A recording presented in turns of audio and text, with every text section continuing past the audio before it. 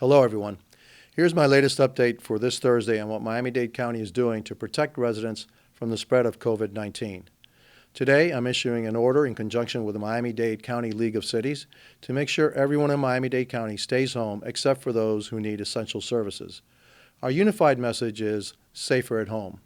We want to clarify the confusion over what some people are calling shelter in place. That term really does not apply to this situation. Shelter in place is for short-term emergencies when people are in imminent danger, such as during hurricanes, tornadoes, or active shooter incidents, which conveys a message of imminent danger and the need to shelter right away until an all clear is issued. The League of Cities agrees that Miami-Dade County's battle against the spread of COVID-19 will be long-term, based on the medical evidence. We still need to keep open essential services such as grocery stores, pharmacies, gas stations. That's why shelter in place is not the correct term. What we want is for people to act like they have the virus and stay home, except for essential services like grocery stores, pharmacies, and takeout food counters. That's the only way we can begin to control the spread of the virus. So, stay safer at home. Also, in consultation with Miami-Dade County League of Cities, I am not issuing a countywide curfew at this time.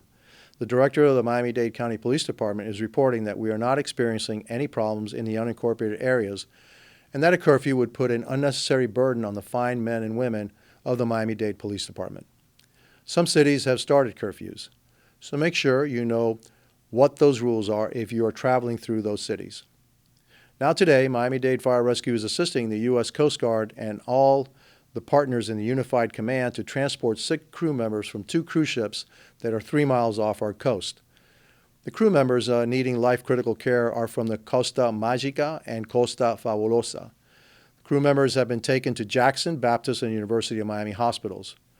I want to stress that every place around the world is trying to preserve its limited resources to combat this pandemic. At the same time, Miami-Dade is a global community, and we cannot turn our backs on ill people. Crew members will be treated until they are healthy enough to return to their home countries. We are doing this life-saving work without compromising the safety and medical needs of our county residents. I want to stress again that these ships remain out at sea and will not be docking in Port Miami. We are working with the federal government to resolve this fluid situation so that remaining healthy crew members on those ships are able to get on charter flights and return to their home countries. I've also made it very clear to our partners that we will not be accepting additional burdens on our health delivery system.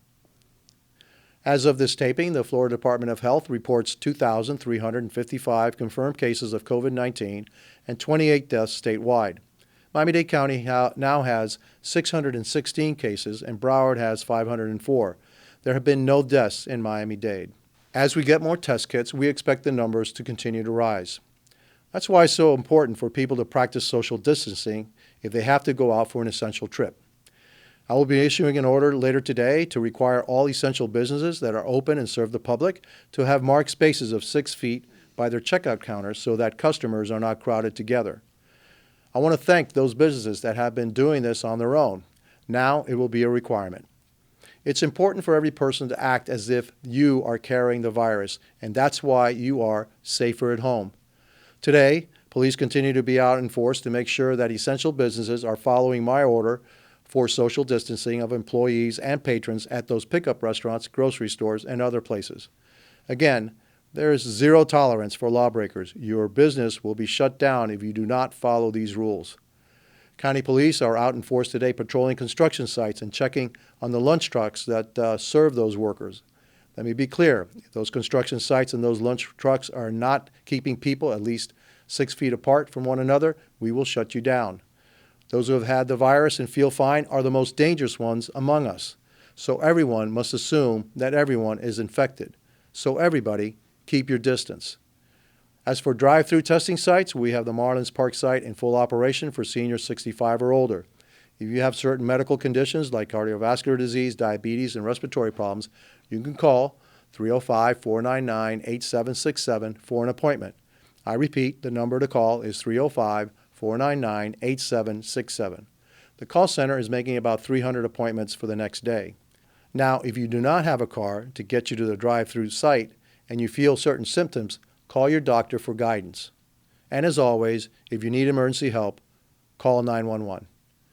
Continue to check miamidade.gov coronavirus for updates on phone numbers to call and any new emergency orders and new testing locations. We are still waiting for the federal legislation that will provide relief to workers and small businesses to become law. Miami-Dade County and the Beacon Council stand ready to help our residents get the relief they deserve.